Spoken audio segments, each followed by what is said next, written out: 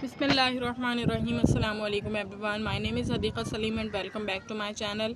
इंशाअल्लाह आज जो है फ़सल अव्वल पढ़ेंगे। अब हिदायतुन नहव की इसमें समझेंगे। अल्लाह ताला से दुआ है कि अल्लाह ताला इसके पढ़ने को आपके लिए बहुत आसान बनाए, बहुत साहिल बनाए। समझते समझते ही आपको ये तमाम चीज़ें याद हो जाएं। तो स्टार्ट करते हैं। बिस्मिल्लाहिर्रहमानिर्रहीम। देखिए, फ़स्लुन अन्नहवु इल्मुन बिउसूलिन युरफ़ु बिहा अहवालु अवाक़िरिल कलिम सलासी मिन हैसुल इराबी वल बिनाई व कैफियतु तरकीबी बादिहा मअ बाज़। ठीक है। वल गर्ज़ु मिन्हु सियानतु ज़हनी अनिल क़त्इल लफ़ज़ी फ़ी कलामिल अरबी व मौज़ूउहु अल कलिमतु वल कलामु। ठीक है। अब तर्जुमा देख लेते हैं इसका। देखिए, फ़स्लुन अन्नहवु। ठीक है, ये फसल है, पहली फसल है फ़स्लुन अन्नहवु। अन्नहवु इल्मुन बि उसूलिन, यानी नहव जो है उन उसूल व क़वानीन का नाम है कि जानने का नाम है। युरफ़ु बिहा अवाक़िरु अहवालु अवाक़िरिल कलिम, जिनके ज़रिए से तीनों कलमों की आखिरी हालत, तीनों कलमों की आखिरी हालत पहचानी जा सके। सही है। इल्मु नहव उन उसूल व क़वानीन का नाम है जिनके ज़रिए से तीनों कलमों की आखिरी हालत पहचानी जा सके। तीनों कलमों यानी इस्म, फ़ेल और हर्फ की आखिरी हालत को पहचाना जा सके। मिन हैसुल इराबी वल बिनाई, मुअर्रब और मबनी होने के एतबार से। व कैफियतु तरकीब बादिहा मअ बाज़, और एक कलमे को दूसरे कलमे के साथ जोड़ने का तरीक़ा मालूम हो जाए। सही है। उसके बाद है वल गर्ज़ु मिन्हु, और इसकी गर्ज़ क्या है, मकसद क्या है। सियानतु ज़हनी अनिल ख़त्इल लफ़ज़ी, सियानतु ज़हनी ज़हन को बचाना, अनिल ख़त्इल लफ़ज़ी लफ्ज़ी गलती से। क़ता कहते हैं ना, क़ता हो गई, लफ्ज़ यानी गलती हो गई। अनिल ख़त्इल लफ़ज़ी लफ्ज़ी गलती से बचाना, फ़ी कलामिल अरबी जो कि कलाम अरब में हो रही हो। उसके बाद है व मौज़ूउहु अल कलिमतु वल कलामु, और इसका मौज़ू कलिमा और कलाम है।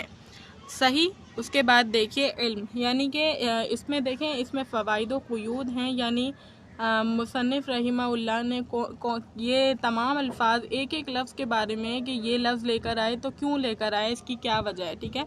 तो फ़वाइद क़ुयूद स्टार्ट करते हैं। इस इल्म से वो इल्म खारिज हो गया जिससे कलमे के अहवाल नहीं पहचाने जाते बल्कि कलमे की ज़ात पहचानी जाती है। जैसे इल्म सर्फ़, इसी तरह वो इल्म भी खारिज हो गया जिससे कलमे के मायने पहचाने जाते हैं। जैसे इल्म मंतक़, यानी इल्म नहव से वो इल्म खारिज हो गया है जिसमें कलमे की ज़ात पहचानी जाती है। क्योंकि हमने कहा ना कि जिसके ज़रिए से अहवाल पहचाने, हालात मालूम किए जाए अवाक़िर कलिमे की।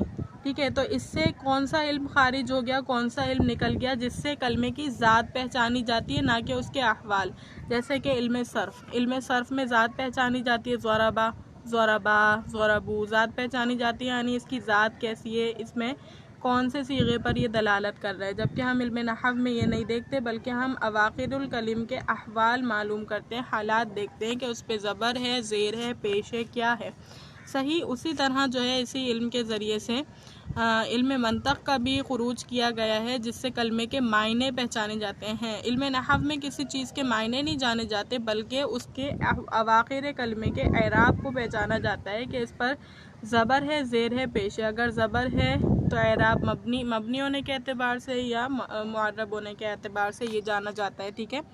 अवाक़िरुल कलिम कहकर, यानी अवाक़िर कलिम कहकर क्या बात खारिज की गई है। अवाक़िर कलिम की क़ैद लगाने से वो इल्म खारिज हो गया है जिससे कलमे के आखिर और वस्त का हाल मालूम होता है। जैसे इल्म लुग़त, इल्म लुग़त में भी आखिर और वस्त का हाल मालूम किया जाता है, लेकिन अवाक़िरुल कलिम कहकर इल्म नहव से इल्म लुग़त का भी खुरूज कर दिया गया कि इसमें कोई जो है लुग़त वाली बात नहीं होगी बल्कि ये इल्म नहव है, ना कि इल्म लुग़त। उसी तरह इसमें जिन्नो इंस के अहवाल मालूम हो, यानी उस इल्म का भी खुरूज हो गया इसके ज़रिए से जिसमें जो है जिन्नो इंस के अहवाल मालूम हो, जैसे इल्म फ़िक़ह। ठीक है।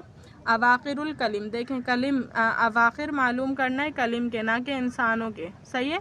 क्योंकि इल्म फ़िक़ह में क्या होता है, जिन्नो इंस के अहवाल मालूम किए जाते हैं, यानी जिन्नो इंस पर क्या हुक्म लागू होने वाला है वो इल्म फ़िक़ह के ज़रिए से मालूम किया जाता है। लेकिन अल कलिम के ज़रिए से बता दिया गया कि ये अहवाल मालूम किए जाएंगे لیکن کلم کے یعنی کلام کے معلوم کیے جائیں گے، صحیح ہے، کسی انسان یا کسی جن کے معلوم نہیں کیے جائیں گے۔ من حیث الاعرابی والبنائی یعنی کہ معرب اور مبنی ہونے کے اعتبار سے، تو معرب اور مبنی ہونے کے اعتبار سے یعنی کسی بھی لفظ پر جو بھی اعراب لگایا گیا ہے اس کے بارے میں یہ معلوم ہو جائے کہ یہ معرب ہے یا مبنی۔ اگر معرب ہے تو اس میں متمکن کی کون سی قسم میں سے ہے؟ من حیث الاعرابی کہہ کر وہ علم خارج ہو گیا جس سے کلمات کے احوال معلوم ہوتے ہیں، اور مبنی معرب اور مبنی ہونے کے اعتبار سے نہیں بلکہ قافیہ بندی کے اعتبار سے، جیسے علم العروض، ٹھیک ہے۔ یعنی یہاں کہا گیا نا کہ کلموں کے اواخر معلوم کیے جاتے ہیں معرب اور مبنی ہونے کے اعتبار سے۔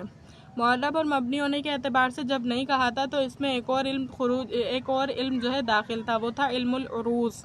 علم العروض، ٹھیک ہے۔ علم العروض میں کیا کرتے ہیں کہ آخری الفاظوں کی قافیہ بندی کے اعتبار سے ان کا جو ہے اعراب دیکھا جاتا ہے، ٹھیک ہے۔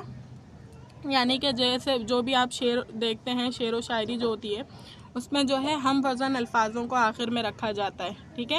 ہم وزن الفاظوں کو آخر میں رکھا جاتا ہے تو وہاں پر بھی اواخر کلمہ کو دیکھا جاتا ہے، لیکن کس اعتبار سے؟ قافیہ بندی کے اعتبار سے کہ یہاں پر ہم وزن الفاظ ہیں یا ہم وزن الفاظ نہیں ہیں۔ تو یہاں تک جب ہم نے بات کی تھی تو جب تک تو اس میں جو ہے اس میں ہم وزن الفاظ یعنی علم العروض بھی داخل تھا، لیکن جب ہم نے کہہ دیا من حیث الاعرابی والبنائی معرب اور مبنی ہونے کے اعتبار سے تو علم العروض یہاں سے خارج ہو گیا۔ کیوں؟ کیونکہ یہاں علم العروض میں ہم معرب اور مبنی ہونے کے اعتبار سے نہیں دیکھتے تو علم العروض اس میں سے خارج ہو گیا۔ تو یہ خاص جو ہے خالصتاً یہ تعریف علم النحو کی ہو گئی۔ تو اس کے بعد دیکھیے وکیفیت ترکیب بعضها مع بعض، اس سے وہ علم خارج ہو گیا جس سے مفردات کی کیفیت معلوم ہوتی ہے، نہ کہ بعض کو بعض سے پرکھنے کا طریقہ یعنی علم حیات، صحیح ہے۔ اس سے کون سا علم خارج ہو گیا؟ جس سے مفردات کی کیفیت معلوم ہوتی ہے، کیونکہ ہمارا تو مقصد بعض کو بعض سے پرکھنے کا طریقہ معلوم کرنا ہے نا کہ اسم فعل اور حرف جوڑ کر کس طرح ہم جملہ بناتے ہیں، جبکہ جو ہے علم حیات جو علم ہے اس میں کیا ہوتا ہے؟ اس میں مفردات کی کیفیت معلوم ہوتی ہے، جو کہ ہمارا مقصود نہیں ہے۔ والغرض منہ، اور اس کا غرض کیا ہے، اس کا مقصد کیا ہے؟ صیانت الذہن عن الخطأ اللفظی فی کلام العربی، یعنی ذہن کو ایسی غلطی سے بچانا جو کلام عرب میں ہو رہی ہو۔ مصنف نے قطع کو لفظ کی قید سے مقید کیا تاکہ علم الصرف، علم معانی، علم بیان اور علم منطق سے اعتراض ہو جائے، ٹھیک ہے۔ مصنف رحمہ اللہ نے کیا کیا؟ قطع کو یعنی غلطی کو لفظ کی قید سے مقید کیا ہے۔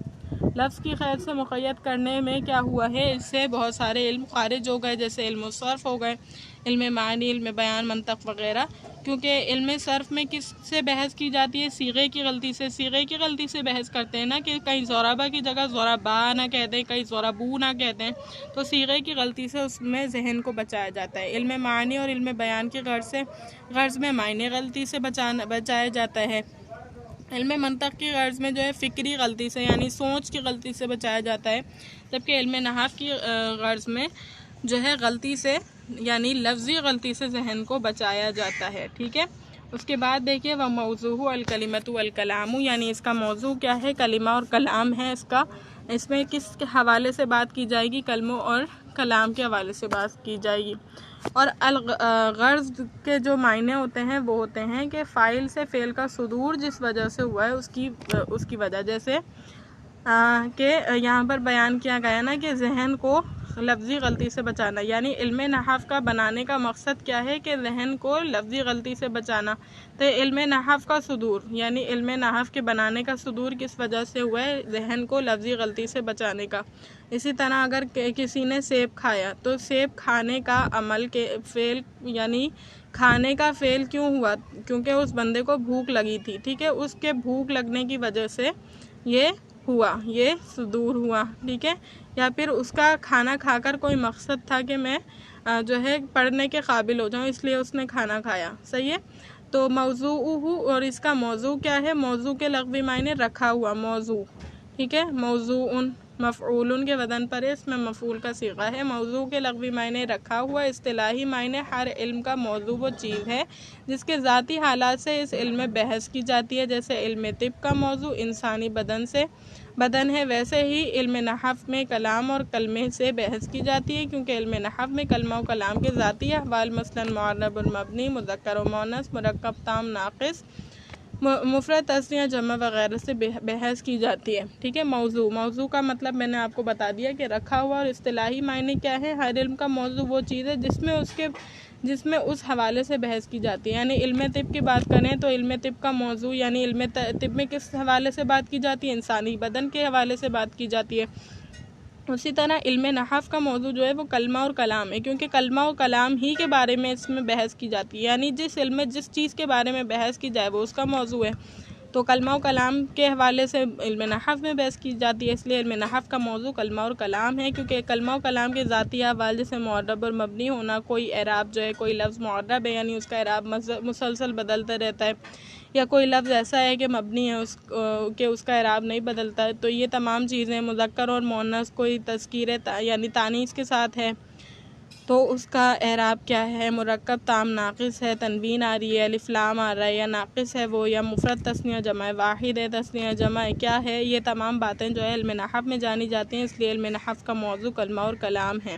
امید کرتی ہوں لیکچر اچھی طریقے سے سمجھ آ گیا ہوگا۔ اللہ تعالیٰ سے دعا ہے اللہ تعالیٰ اس پڑھنے پڑھانے کو اپنی بارگاہ الہی میں قبول و منظور فرمائے۔ وآخر الدعوانا الحمد للہ رب العالمین۔ السلام علیکم۔